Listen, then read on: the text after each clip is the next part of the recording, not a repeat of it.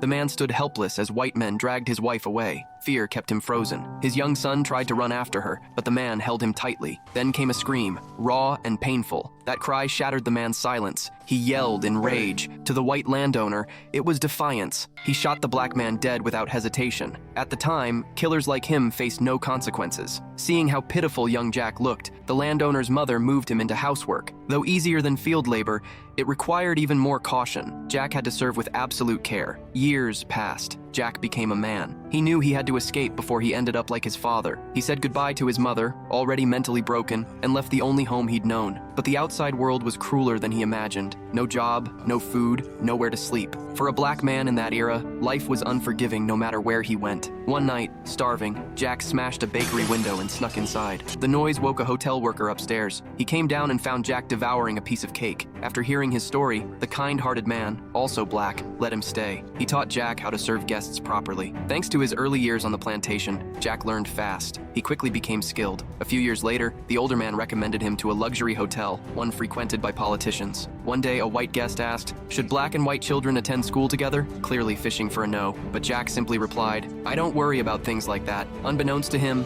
a man sitting nearby was listening. That evening, Jack received a call from the White House. He'd been invited to interview for a butler position. Nervous but composed, Jack arrived. The interviewer told him, "You'll serve presidents here. No politics. Just do your job." On his first day, Jack carried tea into a room where the president and his team were debating race policies, wondering if integration might spark a second civil war. Jack knew he had to remain silent. Soon after, black students were finally allowed into all-white public schools. Jack's college-age son was thrilled. He and fellow activists entered a whites-only restaurant, but their protest was quickly met with resistance. A wave of angry white segregationists stormed in.